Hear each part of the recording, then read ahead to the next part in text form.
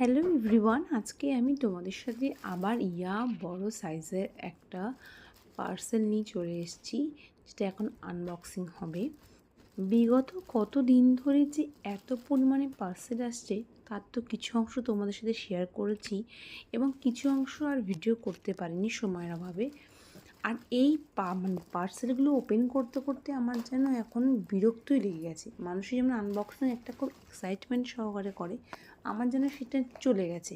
কারণ যেহেতু বাড়িঘর সাজানোর জন্য তো জানোই তোমরা, ছোট বড় অনেক রকমের জিনিস লাগে।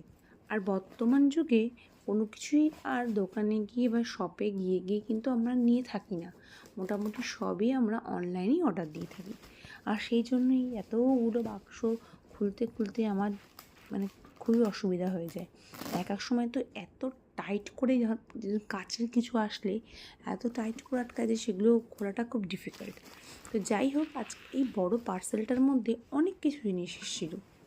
সবই আর কি সূক্ষ্ম জিনিসই এসছে, কাচের জিনিস কিংবা আমরা যে গাছ লাগাবো তার নিচে একটা র্যাক, এই সমস্ত কিছু জিনিস আসছে।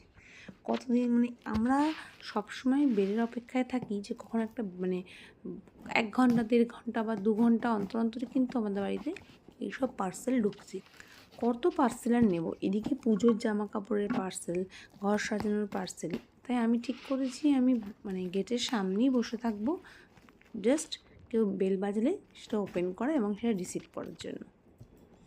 তো যাই হোক, চলো দেখি পার্সেলটাকে। আচ্ছা, এইটা আছে হচ্ছে কি যে আমরা গাছগুলো রাখবো না, আর্টিফিশিয়াল কিছু ফ্লাওয়ার আমরা গাছ রাখছি, সে ফুলের হোক কিংবা এমনি হোক। এই যেটার নিচে ওই লোহা এই কাঁসাটার নিচে এইটা নিচে থাকবে, এটা আমি তখন জানতাম না, এখন জেনে গেছি। কেমন হয়েছে